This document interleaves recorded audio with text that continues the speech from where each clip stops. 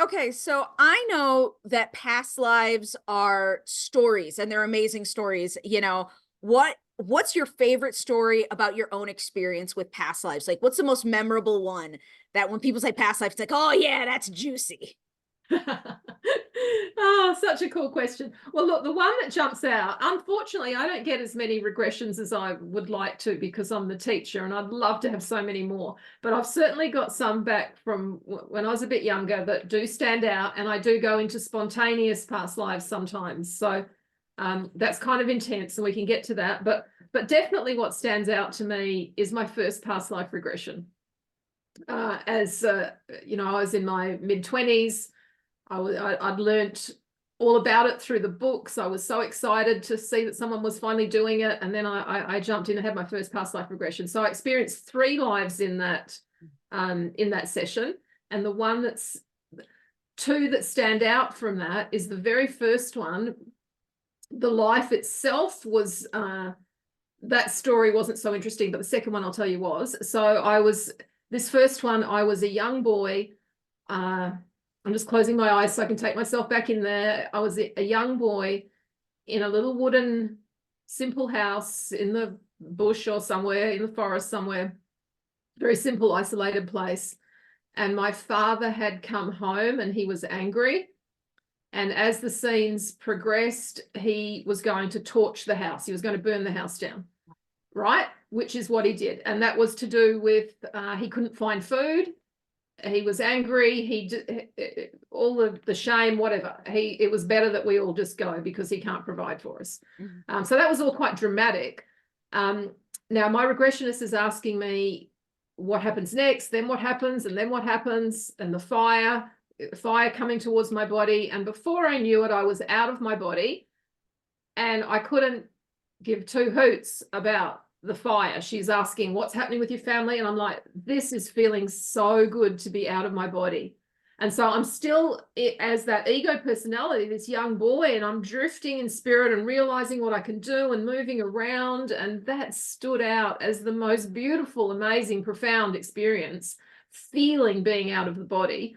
Doesn't really answer your question, but it probably will with my second one. But what it did give me was a somatic depth of knowledge that past lives were real that transcended my intellectual belief that they were real. Yeah. It was a really solid experience and very interesting to be in such a dramatic situation where some people might be thinking I'd be getting burnt and it would be all painful, but no, I was out of my body before the fire came, which is an interesting past life thing. That's normally, or not past life, a death thing. We do jump out of our body before major traumas. But anyway, the second one was particularly interesting because it was on another planet.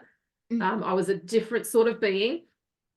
And I was I was on a planet that was not my planet, and I was looking for people. I was part of a search party, and as it unfolded, I realized I was leading a team. We were looking for people, and then there was a lot of wind and dust, and it was very dramatic, and we were running for a spacecraft to get out of the way because something bad was going to happen. We rise up in this largest kind of craft, and we see the planet blow up. Now Wow. wow, like, Oh. wow. Wow, with really big capitals, the biggest capitals. It was like mind-blowing at that time. And I remember, because I do share this with some of my advanced students, we listened to that recording from, it was about, I don't know, close to 30 years ago now, that on audio cassette I had it, but I've back in the day. So we're looking down at this planet, it's blowing up, and I realized we were searching to save people and that we knew this planet was going to blow up. And so we had taken some people into this craft, and we were looking to relocate them, and we didn't know what to do with them. And the narrative as it unfolds, re-listening to that experience, is we're going to try putting them in between dimensions. It was all quite high tech with the dimensional stuff. So that I found that particularly interesting, things that I at that time knew nothing about. And I say out loud to my regressionist, they're not the brightest of people. In fact, they're pretty stupid. They were humans. That's what I was describing as I described these people. And so they were going to try, the higher team was going to try this interdimensional experiment where we did something with them. I wasn't feeling good about that. In fact, I was feeling terrible about that. I was starting to have some emotions which were unusual for my race. And I, on reflection, I imagine I had some kind of level of a little bit more evolution because emotions were starting to touch, which was not usual. I was not on board with what this was all about. I was feeling bad about the whole thing, and I decided that I was done with that life, and I wanted to take myself away and end my life. Yeah. So from my home planet, I found, or I don't know if I found it, maybe it was mine. I don't remember that. A tiny craft, like a really tiny craft, and went away to kind of consider what I would do and decided I'd be ending my life, and I was looking for something to end my life, and I wasn't sure how to do it. I found a little bottle of gaseous liquid and blue. I can just see the bright blue of it in my mind. And I took this liquid and I say, now I really do need to die because this doesn't feel good, really painful. And I died. And from leaving my body, I didn't transition like into the light, I would say, or transition home, which is pretty classic for suicide. It didn't really change how I felt about things. So I was very close to the planet still. And there was quite a bit of therapy around guilt and what have you, and releasing that before I could release that character. So that was a particularly interesting life. I found that really interesting. But I've also had I've had glimpses of being a mermaid, which is, these are really interesting things because you'd think it was all people, and we certainly have a lot of lives as people, but a really beautiful experience of that movement through the water, and also the emotional pain of not being the same as the man that I was falling in love with, a fisherman type person. And of course, when we go back to Atlantis, we see that there was experimental breeding happening at a point in Atlantis where they were doing crossbreeding before that was stopped as a universal law that could happen. So the outcasts were the half-breeds like that. So that was a really interesting life, but also a sad one. I could go on. And I think that's a good point. Like there's so much just within each of us, so many stories and diversity around our past lives. I always tell people it's one of my favorite things to teach. It's one of my favorite things to explore with clients, because everything is so unique and different for every single person. Energy work is energy work. We all experience it differently, but move energy, feel better. It's very clear. And with past lives, there's just so many variations that make it so rich to our individual souls. And I think that another thing that people, and I know we'll get into this later, the people have, there are many different schools of thought about past life. So some people believe that like you're human, you pick human, and that's all you get. There are people who believe that it's like you chose Earth and then that's all you get, but like any animal. So, you could be a dung beetle, a human, a horse, and then there are people who it's like different dimensions and different worlds and different existences. And I always tell people at the beginning of my class that I want you to broaden your horizons and the limitations of your human existence. I want you to think of the universe as being truly infinite, and therefore every single thing exists inside the universe simultaneously, even if they contradict each other. And they were like, that's impossible. I'm like, no, infinite, not impossible, infinite, because that's how I see past lives. It's everything is existing at once and none of it is right or wrong. It's that soul's decision for that experience. Does that make sense? Like some people are only Absolutely. human. Yeah. Yay! More power to them. Yeah, absolutely. It totally makes sense because it's truth, Lily, that you're Mhm. speaking there. Yes, I understand that as truth.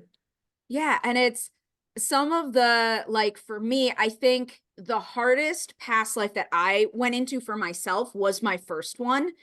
One, I was young. Two, I didn't know what to expect and I didn't stay grounded in it. And like looking back now, having done this for years, I'm like, "Oh, I was not a good client." Because it's like you're supposed to listen to the prompts and keep going. And I got so flooded with emotion and panic that like that's where I was. And then I started like reliving it almost like, a flashback because we went in and it's like, okay, the life that you're going to go to is the first life you were ever murdered in to heal from that. Okay, go back. And all of a sudden I feel hands around my neck and I actually like clawed at myself. And again, this is not the way a session should go.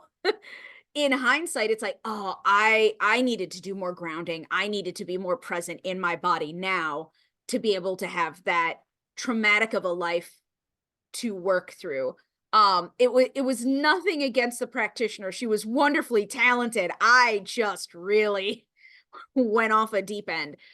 I think that was my hardest one just because of like the experience and not being able to stay grounded, but then also like the emotional turmoil behind like the betrayal of murder and stuff like Oh, that it's was big. really It's a hard. big deal, and we have had lives like that, and it's not uncommon in a session for it to be a somatic emotional experience. That's Mhm. not difficult for a really good regressionist to work with. It's not unusual what you experienced.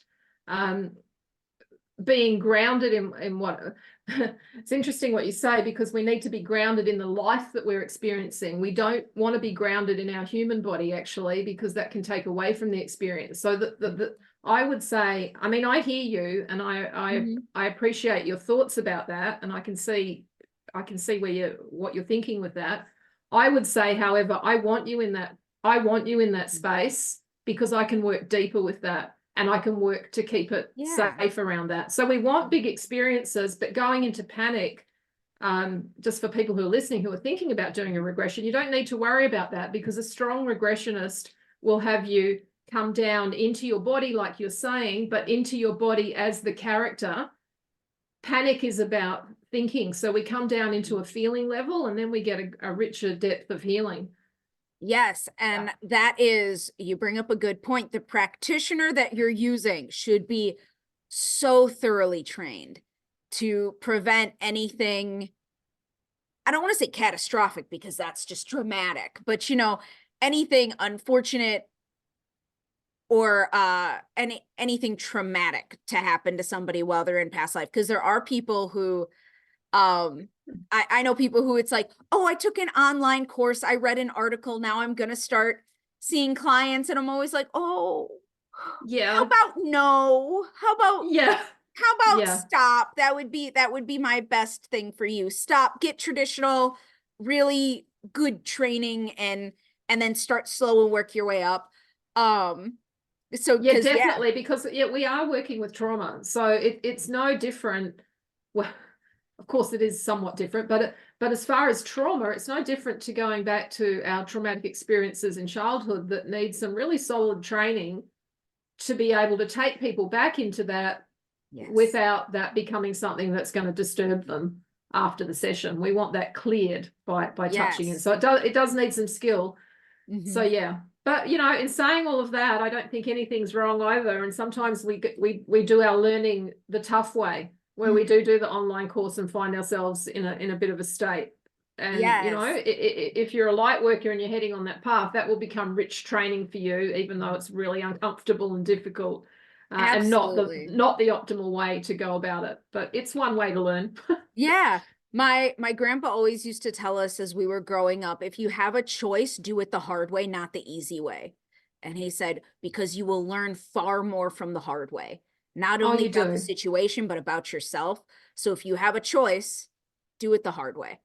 And Yeah, and you know what that makes me think about us being in spirit, choosing our lives and Mhm, doing it the hard way, like the life that you were talking about with the murder. Sometimes we do choose to do it the hard way mhm, for the truth that your yeah. grandfather was saying, because there'll be much richer learning to have that murder experience, even though, you know, that might sound terrifying to a lot of people. It's just learning, and it's just a short life with experience to deepen our knowledge of who we really are, and to come back to that. So yeah, good on him. That's wise guidance. Yeah. So you had mentioned before clearing out, like when you have a past life session with clients, it's to clear out stuff. So if someone doesn't do this, what have you seen are like the big ramification? Excuse me, I had the hiccups so much earlier today. Oh, so what do you consider the biggest ramifications of not clearing out the karma ties lessons of Sure. past lives? What do Yeah. you think the biggest like burdens are of that? Yeah. Okay, that's a really good question. So I just want to back up from that question and just say experiencing a past life doesn't heal it. Hmm. Experiencing your past life does not heal the issues. It's just information until we do therapeutic work. So, so yes, there is therapeutic work with my technique, how I teach. So, what would be the ramifications of not doing that? Okay, so a ramification that comes to mind is you are reliving that drama in your head or through your sleep, and it's bothering you. Hmm. Like you're constantly bothered from what's happened there. I think feeling bothered by it or upset by it or possibly even traumatized by it would be the most intense ramifications. For the most part, it's just information in your head and it will go away. But I would be thinking, if you've visited a life, you know, if you're set an intention to go to something that needs healing, you've got something that's now conscious that isn't healed. Hmm. So how's that going to make you feel? Well, just like everything else that you're aware of that or not aware of that isn't healed, you might start getting into your addictions because you want to push these feelings down. It Hmm. could have you being busier. It could have you eating more. It could have you, you know, getting stoned all the time because you're just feeling off and you don't know why. So it could just sideways your path into a paused place or a backwards place, I suppose, is what could happen if there's Yeah. intense feelings that haven't been processed. Hmm. I And agree. the best thing that could happen would be that you just forgot about it, and there was stored emotion and thought patterns that you weren't conscious of that were getting in your way, and you discover those at some point later.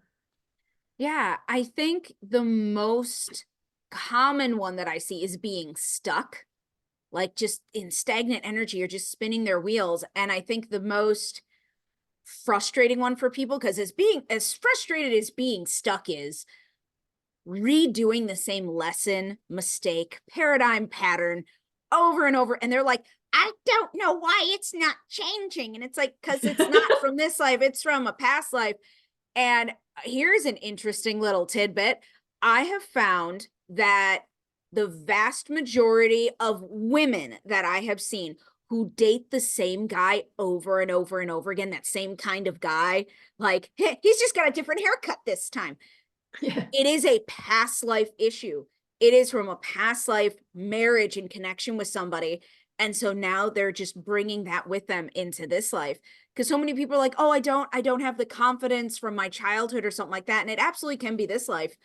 But I gotta say, that is like one of the biggest things that I see specifically in women, that they're like, no matter what I do, I just keep dating the same type of Yeah, guy. well, I'm going to throw something into that, Lily, because I see it weave through past lives and into our childhood in this time, Mhm. because we are slow to learn, Mhm. and we do the same life over and over. It's like what you said about same guy, different haircut. We do the Yes. same life with Mhm. in a different body over and over.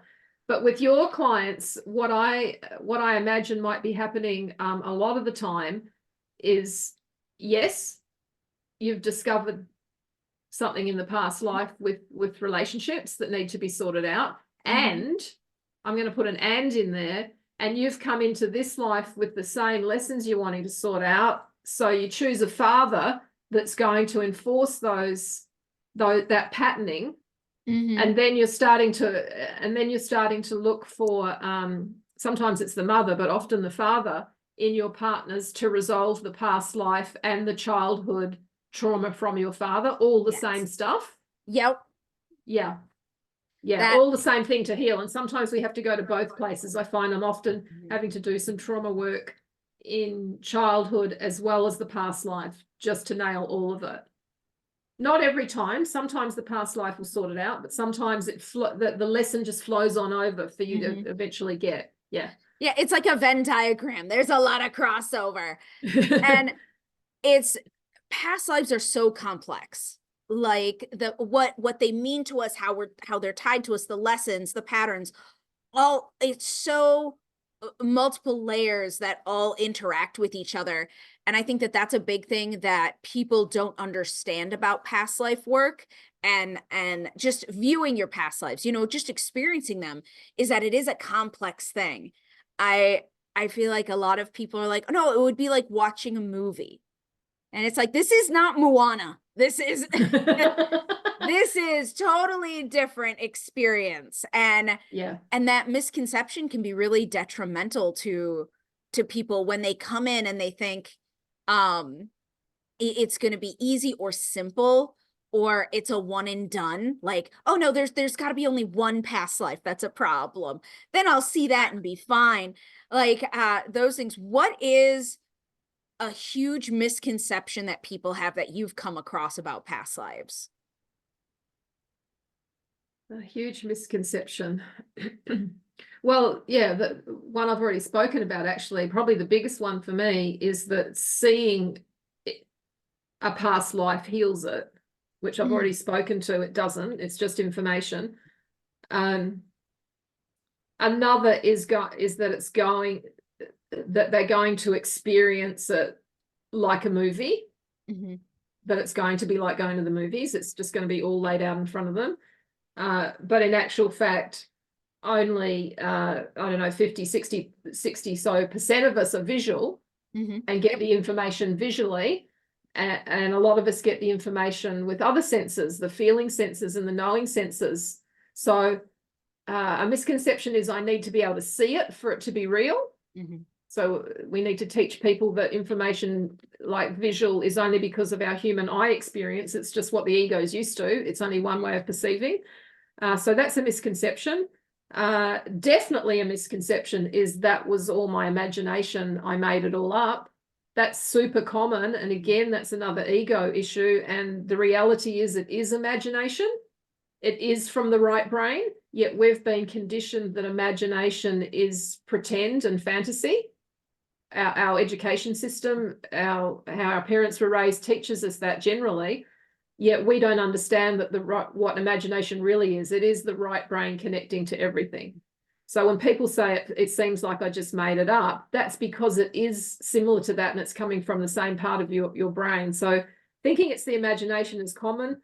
And the obvious thing, I've got enough problems in this life. Why would I need to go back to past lives? And that's something I completely empathize with, because we do have a lot of problems in this life. And I don't bypass that. So my advanced students learn how to do trauma work with the inner child as well, because we need to be bridging across the board. So yes, you've got plenty to clear in this life, but why did you incarnate to have such trauma? Like, what are you trying to learn here? Do we need to go back to the roots in another time to make it easier for you to clear what you've got to sort out in this lifetime? Because it generally does. And then, of course, the other misconception is that corny thing that everybody says, oh, everybody thinks they were Cleopatra and Joan of Arc. I mean, that's just, people say that, and it's a cliche. It's become a hell of a cliche.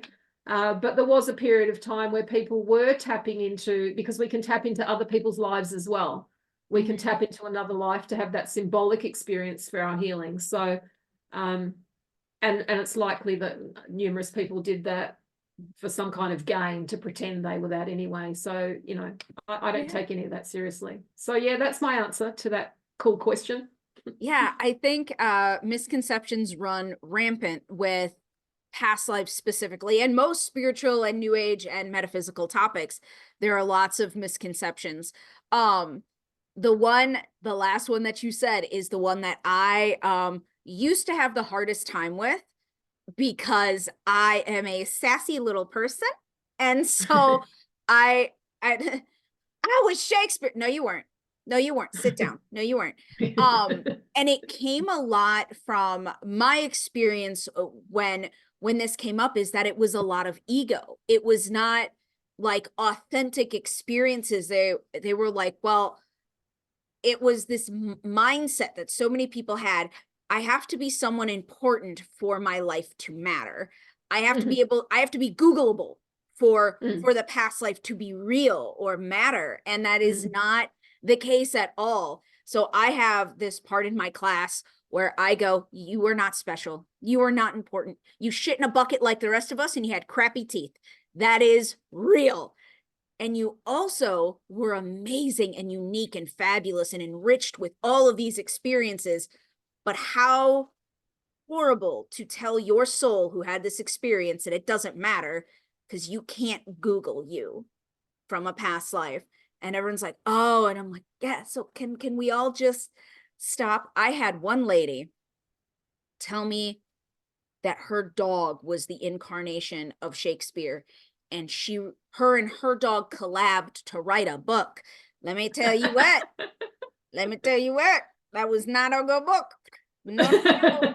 And it's just so fascinating to see people puff up about it. And it's like, oh, I had a colleague once years ago say, there's a portrait in a French chateau of me. Can't you tell we have the same nose?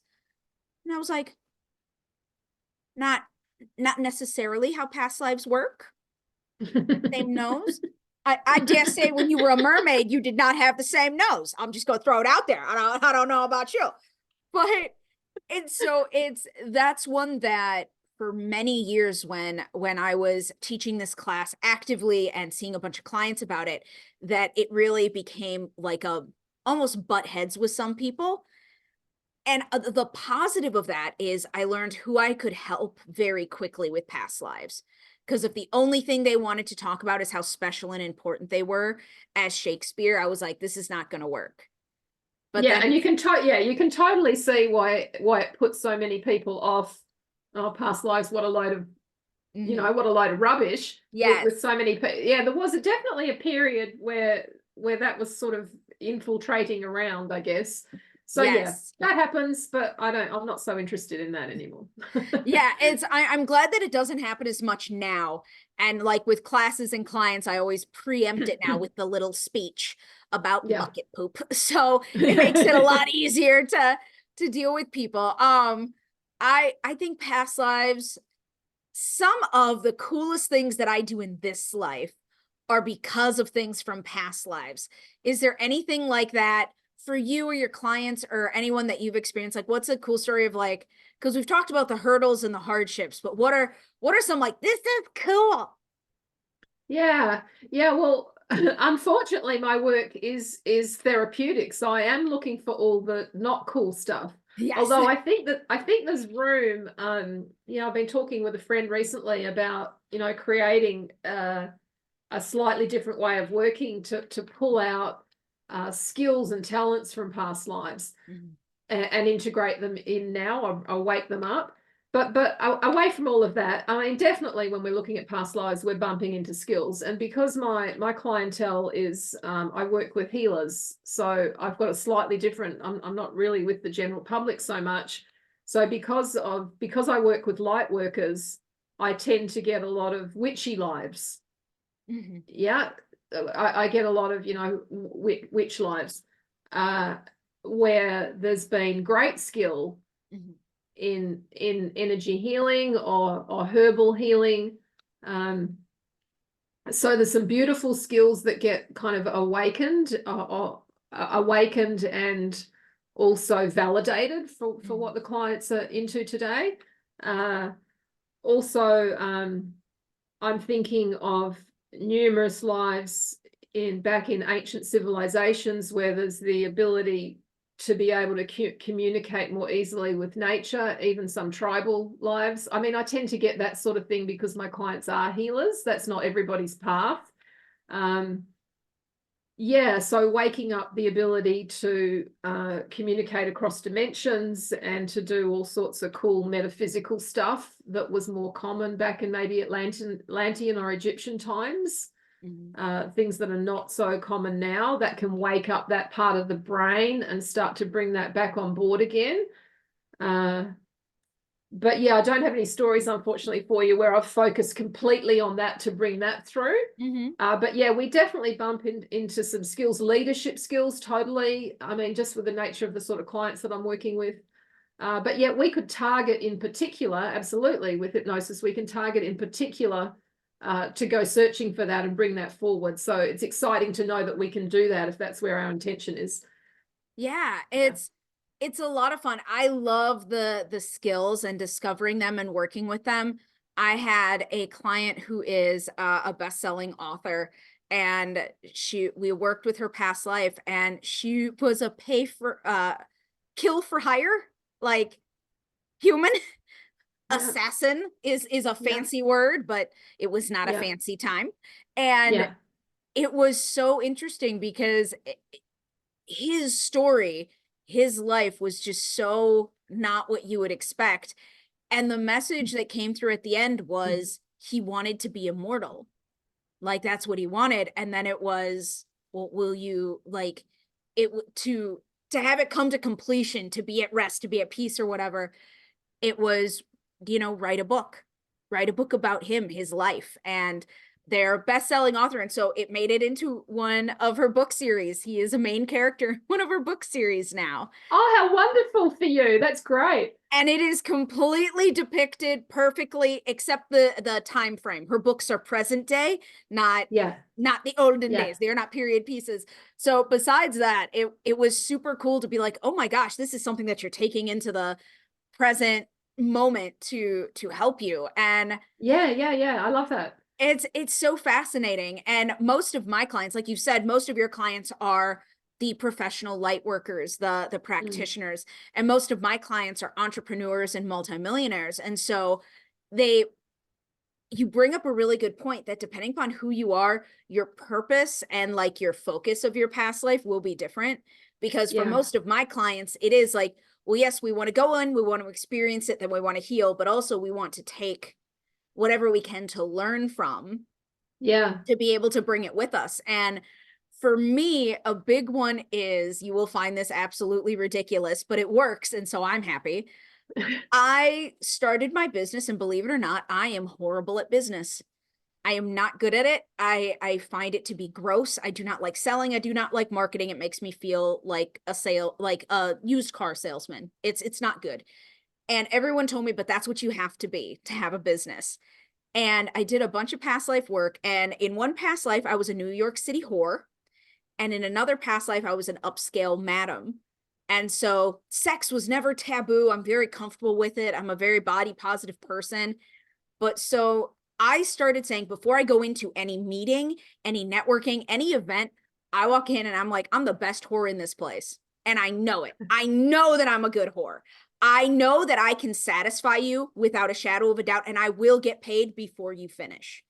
That is the mindset I have walking into anything now, and I do great. The second I'm like, I need to network, I'm like, you want to come see my cool take me seriously. I can't do it. But the second I'm like, I can sell this, I'm like, yes, I can.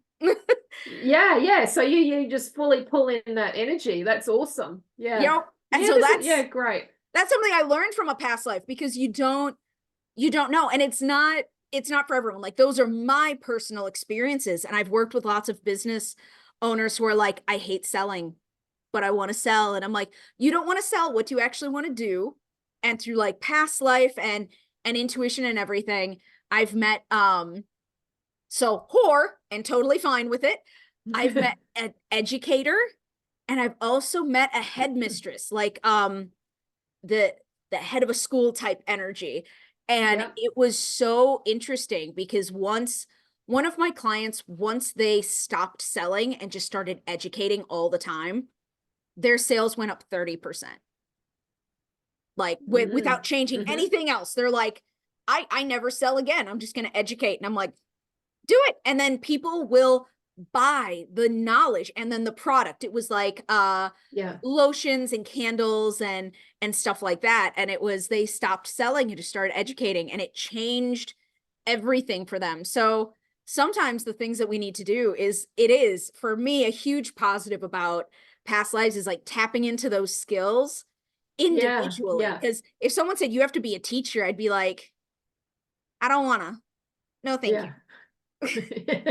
Yeah, because we've got our own conditioning of what that looks like, don't we? But if we can go back even further, then we can frame it up. You know, we can find teachers that are not the oppressive kind of school energy that we're used to. So Yes. yeah, I love this. We can tap into really positive experiences. I think there's a definite room for that as a field within Yeah. this modality, definitely. Yeah. Yeah. It's just like I'm smiling. It's a fun one. Like dealing with the trauma and healing and processing and all of that hard stuff. Like you said, it's stuff that we do, we're good at, we help our clients, Yeah. absolutely. And I just love the fun part of past lives. It is Yeah. Yeah. one Yeah. of my Yeah. Yeah. favorite Yeah. parts. Yeah, what a beautiful way to do healing work without it having to be all the hard stuff. Yeah, because Yeah. sometimes it's, and oh, that's a good point. Sometimes it's not hard. Like we, there's this misconception around the work that we do in general. There's the one camp of toxic positivity. Everything is light and love, and as long as I'm light and love, everything will come my way. No, like that's bad. But then the other part is that it's all shadow work. It's all sludging through your ego and crawling over broken glass. And it doesn't, you don't have to sit in either camp. You can just have an experience, and sometimes it's easy and natural and fun, and sometimes it's hard and you're crawling over broken glass, and sometimes you do have to be overly positive to get over the hump. Like that, I feel like that's a really important thing for people to remember, that that is a misconception about our work and what we do, is that it has to be one way, and it's not. It will change with every situation and experience that you have. Yeah, yeah, totally. And that brings me back to intention again, because intention is magic, what we do with our mind when we set intention. And I definitely focus on therapy. That's definitely what I focus on. However, if we were to be discussing what you're wanting to gain today, and we're more looking at what you're talking about, we have to change things up and work that intention to get that. So, but if we're going in with no intentions, completely random, which is okay too, we must have faith in our higher self to take us to exactly what we need to experience. Yes. So to go in curious, if you're going in curious about past life regression, which is valid, particularly if you've never done it before, you do need to know that you might be heading into therapeutic work. Yes. And be open to that. And you also need to be able to trust that your higher self knows what you need to do, and to let go and just flow with whatever's happening with a really well-trained regressionist, like you said before. Yes. Yes. And speaking of which, if any practitioner or if anyone's willing or wants to or is curious about working with you, how would they contact you? Do you have a website or an email that you can share with our followers? Yeah, totally. So my business is called Light School. Lightschool.nz, NZ for New Zealand, which is where I am. So lightschool.nz, that's where you'll see all of my courses. And you can apply for training or private sessions through that site. Yeah, I'm also on Facebook, Dawn Grace Kelly. Yeah, it's not Light School, it's still Dawn Grace Kelly. Yeah, on Facebook and Instagram. Yes. Very cool. Yeah. Thank you so much for joining me for this conversation. Thank you to our listeners. Remember to like, share, follow if you want to see more, subscribe, of course. And past lives are just so cool. And I'm glad, because we had a conversation about astrology first. This is our second time talking. Yeah. And I was sitting there just like, I knew I wanted to do astrology first. Like it was part of like my content plan. But then I was sitting here just going, I cannot wait for the past life talk. I cannot wait for the past life talk. I was getting real excited. Yeah, look, it's something I can talk a lot about. It's such a fascinating field. And for those of you listening that haven't done it, just get a past life regression because it is so interesting. And when you get one, I would suggest that you completely let go of your expectations and just roll with what's happening. Don't worry if you're not seeing things, just roll with what you're feeling and it will unfold and develop for you. And you'll find it super rich and super elevating and inspiring for you to go forward in your life. Beautiful work. Yes. And I just want to say the other thing that's happening as well is more with, you know, as we come into this age of Aquarius, which is just happening astrologically, really powerful time. There's and the heightened vibrations that are happening to a lot of us, like there's a depth of awakening happening, and that is bringing forward more past life memories. So don't be surprised if you do have kind of memories maybe in your dreams that feel not so symbolic, maybe past life, or even in your waking life as your higher self is drawing you to heal. And if that's happening, find yourself a good regressionist or come see me and we'll sort it out so you can go forward without these karmic ties that we keep creating. So it is a time where karma is wrapping up, hence more past lives coming forward to be healed. Yeah. Absolutely. Sessions are available. Comment if you have any questions. We are happy to interact with you guys. Thank you again for joining me, and for all of you watching, I look forward to seeing you at the next episode, and go forth and be the hero of your own story. Thank you so much, Dawn. Bye-bye.